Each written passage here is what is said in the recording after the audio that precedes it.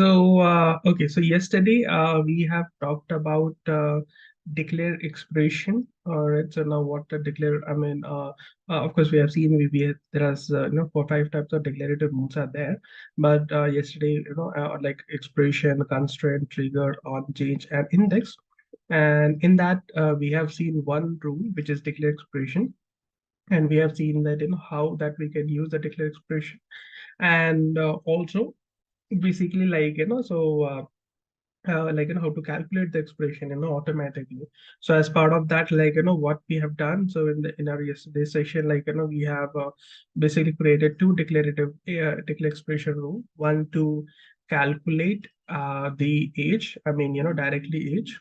And then and the other one was to calculate inside this, inside the page list. If anything that you want to calculate inside the page list, so you can do that as well, and then in that case, the page context will play an important role, for example. And both, the declare expression comes under a decision category. So if you see here, so here we go, so we have created these things, right? So here, and then you can see that the page context is loan details, like that. And then age is again, and then you can choose whatever the functions that you want, based on this gear icon. If you click on it, and then you can choose the appropriate function which you want to use. If you want to calculate age there, or you want to calculate total, let's say leaves, let's say total leave that you want to calculate based on that user entered value. For example, if I select from date as 20th February, and due date is at 2nd of March. So total days, should get calculated automatically. So all that things we can do that, all that based on the requirement. You just choose a proper function, and then or just click on the browse button, and then choose a proper function, apply it, and then that's it. And then here also, now you can see here, here in the, we are calculating the yearly EMI, user will enter, let's say, monthly, how much he's paying. Let's say if he says, okay, 36,500, that EMI that he's paying monthly, and then we can just calculate it yearly by doing the simple calculation.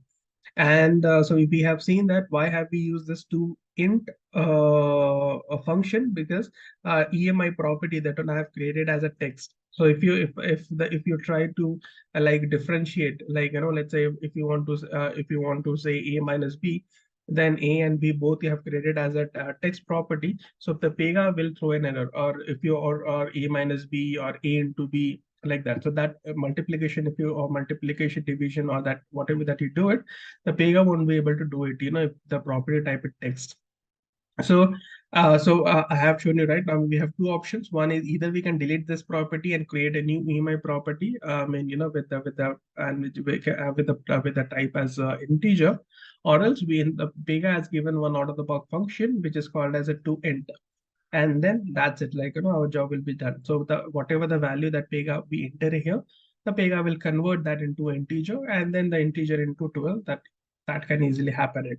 So that, so you can easily, so now whatever the user enters the EMI, let's say if he enters 60,500, like that, so we can, we can get that, yearly that we are paying, 4,38,000. Okay, so these are the things basically, we can do that and achieve it, with the help of a declare expression. And then and also we can just calculate, yearly, for example, if I have done like that. So let's say again I'm paying 58,900 and something, this amount I'm paying it. So yearly is this, so this and this, addition of this also we can calculate. That's so we can just basically do a sum of, so there is a function like sum and all that stuff. So in the sum, well, all that you need to do is give the page reference as this page list, and then the property, basically that which property, this EMI per year, that you want to do the addition of that.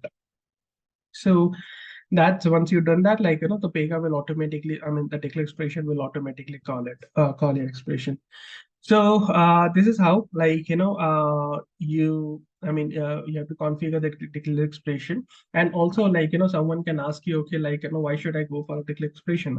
Something, and I can do it with the help of a data transform as well. So yeah, of course he is right, but now like the only advantage with the declare expression that which we get is like these rules are called automatically in the sense that I mean if you have seen that, I mean if you have remember, I mean, if you have noticed yesterday that, I mean, after creating this declare expression, I was not calling it declare expression from any or any other flow action or prompt flow section or date, all that stuff. All that I did is I've just created a declare expression. That's it. Like, I didn't refer it anywhere in any other rule. That's it. Like, whenever Pega has to calculate age, that Pega is calculating is, I mean, very correctly. So that is something, that is something we get an advantage, like, when it comes to a declare expression. But whereas if for the data transform, like, we have to refer that rule, like, somewhere, like, on change of that property, we have to refresh the section, and then after that, we have to call that data transform. So if based on a requirement, I mean, if you want to calculate that expression automatically, like somewhere in that declare expression, if but suits for your condition, I mean, that suits for your requirement, I mean, just go for it. I mean, or else data transform. So again, I'm not saying that always you have to calculate with the help of declare expression, but sometimes like there, you'll come across some situation where in which like where in which like I mean your declare expression won't will not like will not be helpful basically, like that. So or like data transform will be the best rule for that requirement. So again, depending upon your requirement, you choose the best rule. Like for example, we have decision table, decision tree, like that, right? So based on your requirement, just choose the best one, like which one that you want to take, decision table or decision tree, or property type as a page list, page group, that which one that you want to do it, that I mean, just choose the best rule basically, or type. So this is what that we have seen it yesterday. Okay, so now today we will talk about declare constraint. Again, a very simple rule. Nothing. So one thing like declare constraint. So whenever the name starts with declare, that means it will also call automatically. Okay, but it will not calculate your expression. But what will it do is it will validate your details. Validate your details. So of course we have seen validations, right? I mean, in one of the sessions we have covered validations, right? I mean, we have covered the client side validations and the server side validation. So in the client side validation, we have covered that required, like which we make it as a required, right? So if we run the process, so like something, right? I mean, we can make it to required. So now if I'll make it to blank, and then immediately if I'll keep a click on somewhere like out of that field, so the immediately I get an error saying that this date of birth cannot be blank. And then on the similar way, like we have seen that edit validated rule too, right? I mean, let's say in the property name, property number, sorry, in the phone number, if I have given a edit validate in the advanced tab, I've given edit validate as valid phone number. If I didn't enter the valid phone number, I entered something like this, some string, then immediately I'll get an error message saying that please enter valid phone number, like that. But whereas but sometimes your requirement, so these are called client side validation. And then so server side validation is like, let's say for example, I mean the client will say that, okay, now I want all the errors on click of the submit. Whenever the user will try to submit the screen, at that time I want all the error messages to be shown to the user. I mean, before that, whatever, even if the user didn't enter the proper date of birth or a wrong phone number, instead of in the phone number user, I've entered some a wrong string, or like that, or email ID, the user has entered 123 instead of like proper email ID, like that. So all that thing, or even if the required field also, everything, like I want to display it on this, like on click of the submit. So in that case, that is called as a server-side validation. So as a server-side validation, we have seen one rule, which is called as a validation validate rule, where in which Java code is not needed, but like we have to refer that validate rule inside the flow action. Okay, so that's something like we have seen that. So okay, so okay, so these are the validations that we have learned till now. So today we'll talk about another validation rule, which is called as a declare constraint. So which is again a declarative rule. I mean, that means it will call automatically. Again, this declare constraint, after creating this, we don't have to refer it anywhere. Like I don't have to call like validate rule, right? I mean, If it's edit validated rule, either I have to call it from the validated rule or the property, or if it's a validated rule I've created, then that validated rule I have to refer it in the flow action. Then only the Pega will validate your details. But whereas once you do this declare constraint, so like you don't have to refer it in any section, flow action, flow case type like that. Okay, so it's your validate your details, and it's a client side validation, not a server side. I mean, immediately you'll get an error message like, if you don't follow or you didn't enter the proper details, based on this. Okay, so it is client side validation. So like that. So now let's see, like, what it does, like how it will validate. So now let's say as per our requirement, uh, okay, as per our requirement, okay, now let me add quickly one field as gender over here.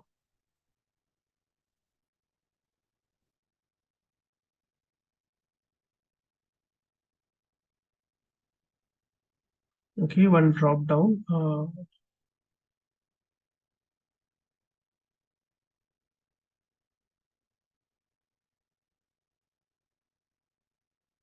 So I'll say it as gender. Okay, so in the gender, I'll say it as it's a local list. Or let's say like male, female, and then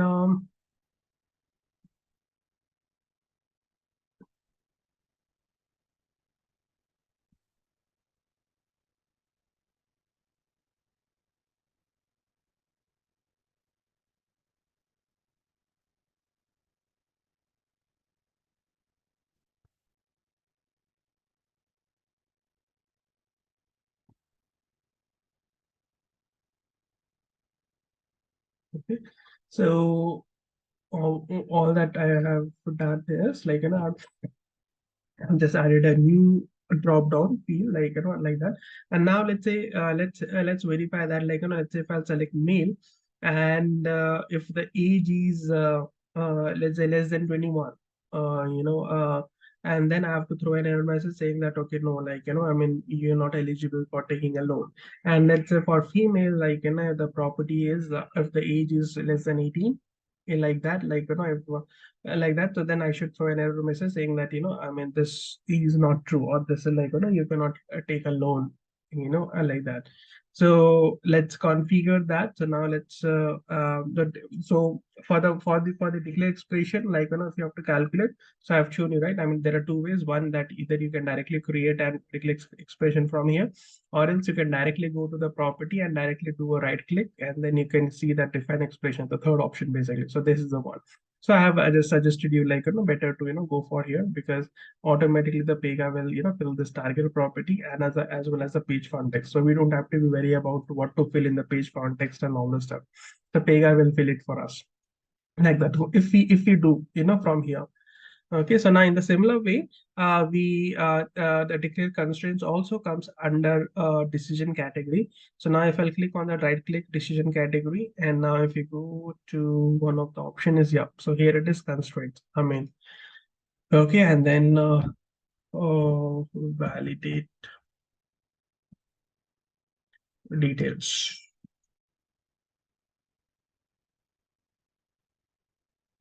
That's it. So this is how your validation rule looks like.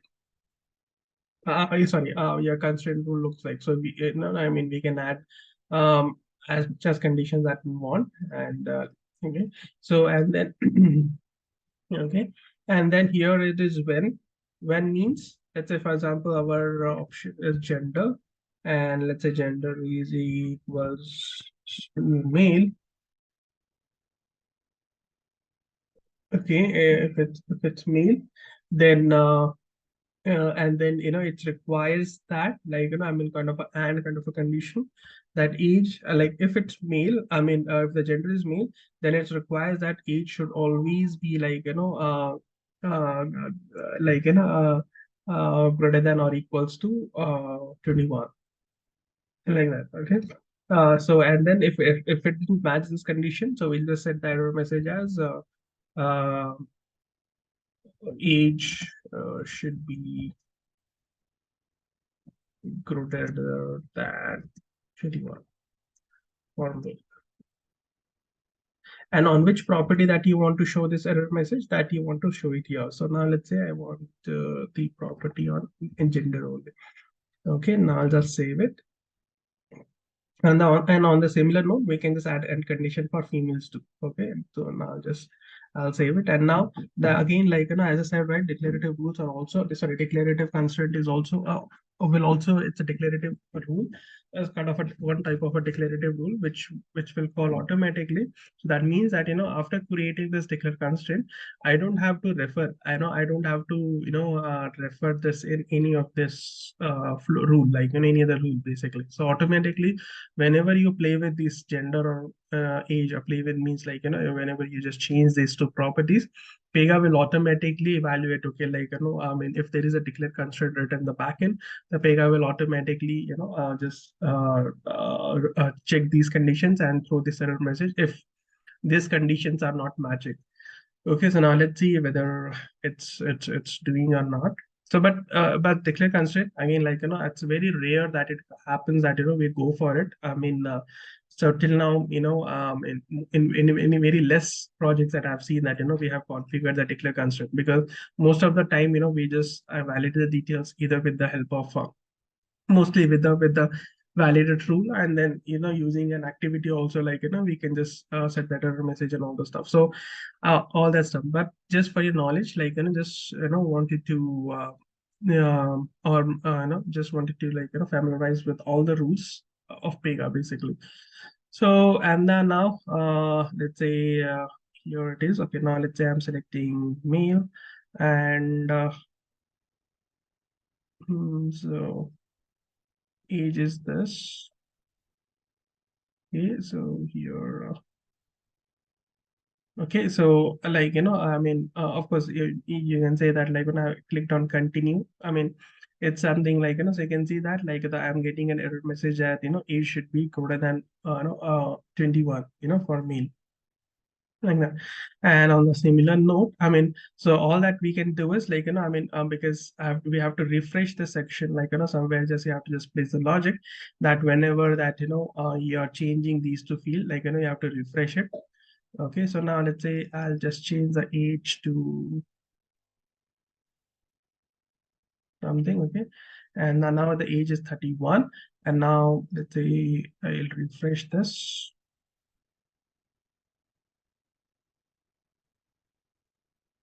Entry has refreshed everything.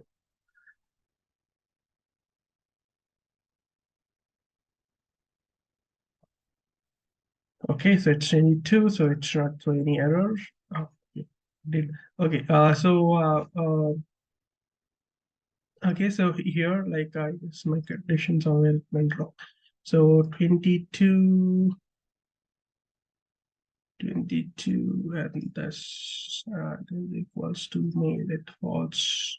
Okay, yeah. So it's yeah. The condition was like I mean, it requires that the age should always be like I mean. Like that. So basically, like whatever that you can just do that. Let's say the age should be greater than or less than 21.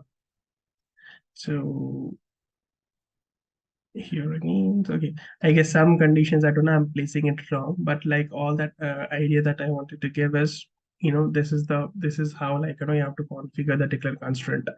And on the similar note, you can just configure the other rules too. So and here, if you want to call some functions and everything, for example, the date time, right? So if it's date time is future, past, so that all the things you can configure here as well. So like that. So and and then so simply like this, like so here again that you just calculate that for a female, gender is equals to female and all the stuff, and then requires that some particular condition, and then and after that just see it like what function. So it's the same function that Pega is showing here, like which you have or which you see it on the validation basically. So yeah, so Yeah, so this is again like it's very much related to the validation. So as I said, like very less it happens that we go for it, but mostly that we just validate our details using the validate rule and all the stuff. So no, no, no. I mean, if it has to present, I mean, first Pega will see, like, I mean, I'm just given this one. So, first the Pega will see, okay, like, when means, I mean, either you can say, like, if you have any condition, if you don't have anything, like, you can say, like, when this is or equals to this or something like that, or else, or one is equals to one, let's say, one is equals to, one, like that. So either you can do it like that, or if you have mentioned gender like that, so that has to be present. I mean, it has to be present in the screen. Let's say the gender properties, like, is we are showing it in, we're asking user to enter in the next screen, then it will not work. I mean, age is one field, age is in one section, another gender is in another section, so it will not work basically. So what will happen is, so it will, once let's say like, you have age, I have entered here, and then in the next screen I have entered the gender as male or female. Then in the next screen, like, if I try to submit that, so then that will throw an error message saying that, okay, the gender, like, I mean, for this male, like, the age should not be greater than 21 or 18 or whatever, like that. So it will not display it over here. Or he- yeah.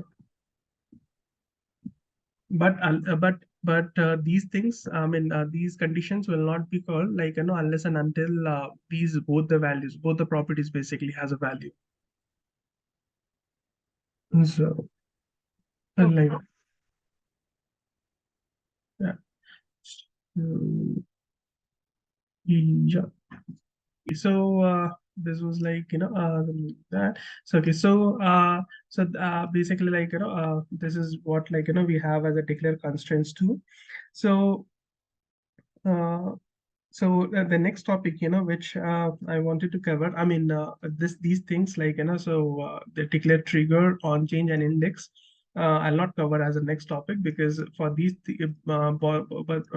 for these three things, first, we have to familiarize with the two rules. For index, we have to familiarize with reports, what reports are, and for declare trigger, we have to like familiarize with the activity rule, like, which is again a very, very important rule. Like, of course, the Pega doesn't recommend us to write activity these days, but there are many situations, like, we have to write activity, like, there is no alternative. Okay, because basically the activity, the Pega recommend is that, whenever that you have to use activity, so better, just go for, just see whether that, you can implement that, with the help of a data transform. If you can implement the same requirement with the help of data transform, so just go for the data transform. Otherwise, like, don't go for this activity rule. Okay, but we'll also cover the activity rule, because without an activity, because there are many situations, like, we have to write an activity, I mean, like that. So these are the things. So first we'll cover this activity reports, and then, we'll go on to this trigger, what is on change, and index. Again, these three rules are again very important rules. Like I said, right? I mean, if I rate these declarative rules, so we use declarative index, again, a very important one. On change we use it, trigger we use it, expression we use it, but declare constraint is something, like, I mean, hardly, like, out of 100, like, you will use only for 1 to 2 times or 5% scenarios that you'll go for this declare constraint. But in these particular trigger index, you'll see it, like, mostly like 90% of scenarios that, will be requirements that we get from the client, that, we have to use these rules basically. So but yeah, the next topic that I'll be picking here, like, is a work group basically. Okay, so uh, already we know about, so already, and today, tomorrow also, like, today and tomorrow, like, I'll dedicate this to a work group, and basically, like, routing, routing the task to work group. Okay, so these are the things. So in a one day, basically, like, I just make sure that, I don't cover, like, like everything, one day. So it's like, slowly I just, love to cover that any topic basically. So, and then work group. So work group is something like, for example, already we have heard about, I mean, already we have discussed about routing, right? And the routing, what we have seen is we have a work list, work queue, right? So, and there is in the similar way, we have something called as a work group. So just imagine a situation like, okay, now let's imagine we are a team. Okay, and then we are a team of like, let's say like we are a QA team, and let's say we four of the QA team member, and then one of like, we will have like one manager. All right. So like that's the group of team basically, right? I mean, like one, it's a group, like, a work group, or it is also called as teams these days. I mean, from the newer versions, teams. Okay, the teams, I mean, I mean, in the simpler terms, like what is a team? Team is like a group of members or people, right? I mean, and then, and there will also be a manager also involved in the team.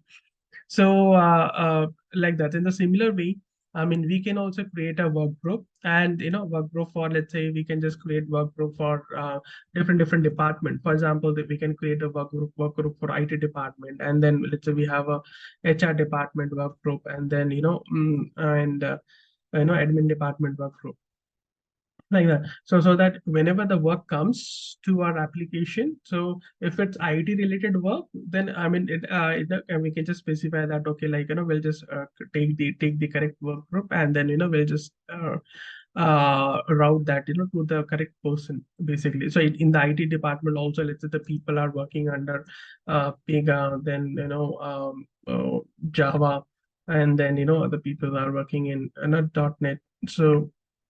So the people, based on that conditions and everything, like, I mean, skill sets, like, we can just decide, okay, if the task is related to Pega, then route it to that only person who has a skill of Pega basically. So all that thing basically we can just configure it in our operator ID.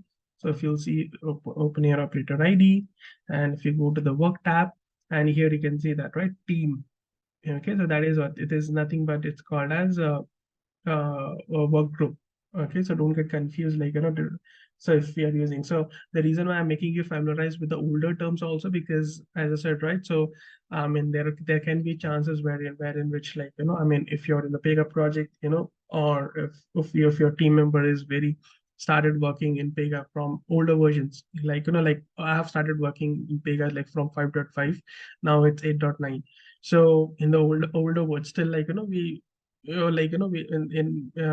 still, sometimes, we use the old terms only instead of saying the new terms. So like that. So okay, so this is a team basically, like, I mean, which team that I belongs to. Okay, then and then what is my skills basically? The skills means, let's say I am a Pega resource. Okay, and then my rating is 10. Like, I mean, I normally we give the rating, right? I mean, how much? I don't know. And then in the, yeah, app, I also, let's say I also know Java, but I know Java only, like, rating is only 5. Okay, like that. So something like, I don't know the Java, very fluently, like, or very efficiently and all the stuff. So, it's like that. Or the skills, now normally we give that English skills. Like, I can speak English, okay, 10 out of 10. But if when it comes to a French or German, like, I'm like, only, like, I'll rate myself only 1 there. So like that. So whenever we route the task based on this work group and a skill, so the Pega will check, okay, like, okay, if it's English related task, then, if okay, the Pankaj just has it, okay, let's route the task to Pankaj, else route the task to someone else, like, who has like, mastered it, and that.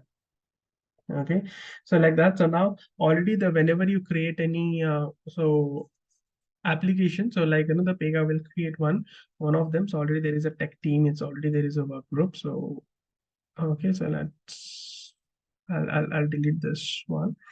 Okay, and then create so Pega will create something like this default one, like that. So whenever you create an application, but let's create a new one. So okay, let's say as a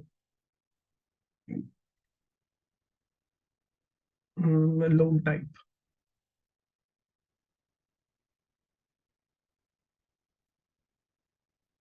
Okay, so the manager is, let's say, already we have created as a director. Okay, he's a director, and let's say he's a manager and the default work queue. So normally for defining a work object, like for defining a work queue work group, you have to define a work queue. I mean, so our work queue already also we have defined, right? So loan. So in one of the section we have given.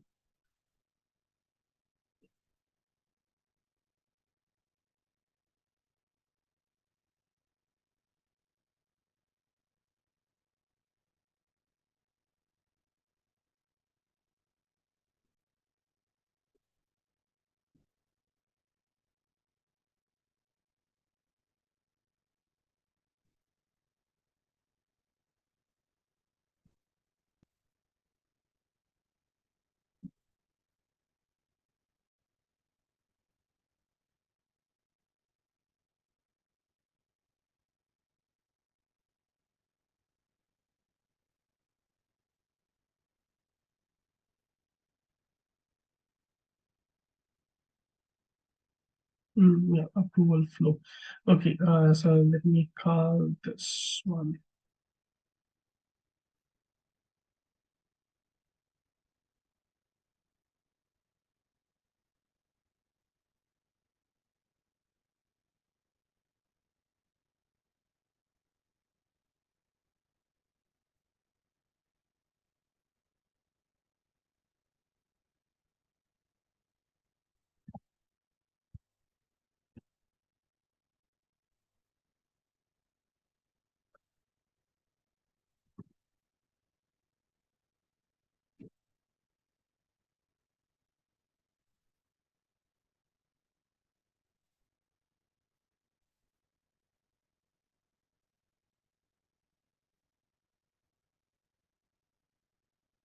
Okay, I'm just searching for the work queue that which we have already created.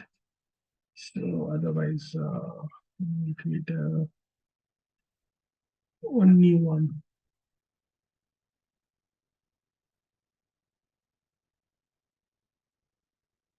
Yeah, this is the one, right? Which we have created on February 15th. Yeah. So I'll use the same one to work queue, which, yeah, yeah. So this is the work queue, and then the manager name is, let's say, he is a director, and now let's say I'll save it. That's it. Like, and I don't have to do anything else. And that's it. Like the work group that has been designed, defined.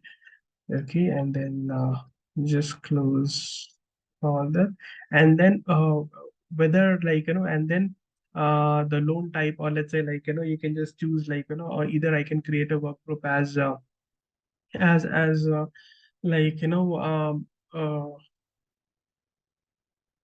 let's say the no team for let's say save as this to educational loan, educational loan team.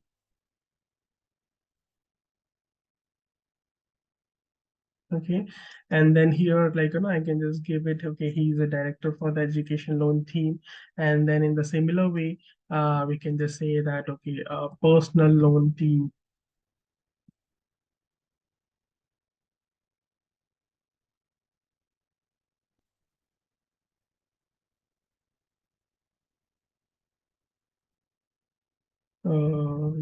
Okay, let's say he's a CEO is a manager, and then the work account opening, I mean, let's give the same one, loan application work.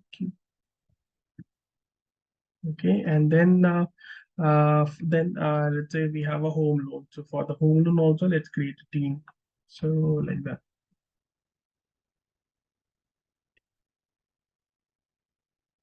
So now I've created three work groups. So now let's say in this case, he senior manager, and then again give the same work queue. That's it. And then I'll just create this loan type one. I'll delete this. This is not needed. Okay, so now what I've done is like, I've created three teams. Basically, one team will handle the only loan related to home loan, and then if the cases comes related to personal loan, then the other team will handle it. And the education loan, like, again, there is a separate team. So then what we'll do is like, so in our organization, like, so whenever, let's say in the bank, like every employee, like, will have their operator IDs, right, credentials. So there basically we can define, okay, like, who belongs to whom, basically like, which team, like, whether he belongs to that XYZ team, loan team, which loan team, like, whether he belongs to educational loan or personal loan or home loan, basically. So that we can define it in the operator ID. So now let's say I belongs to, I belongs to, let's say I'm a specialist of, or I belongs to basically like, education loan. So educational loan team. So I'll just save it. That's it. And so now, like, from 8 version onwards, basically like, we can basically like, we can, I can belongs to multiple team also. I mean, let's say I'm working in educational loan team, as well as I'm also handling the cases of personal loan too. So that also we can do it, so that also is optional. That one I can belongs to multiple team members too. I mean, which can happen, right? In the real time also can happen. So so that is also possible. For now, let's say I belongs to only one team, which is educational team. That's it. So that's it. That's the only thing that I wanted to cover. And then maybe like, tomorrow, like, we'll see it.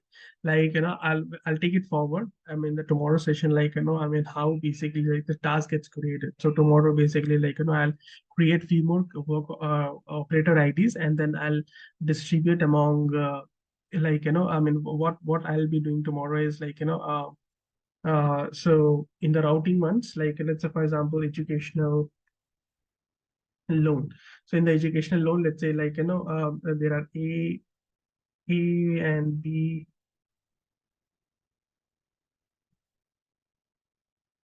See, there are three people are working for educational loan to handle the educational loan, a request.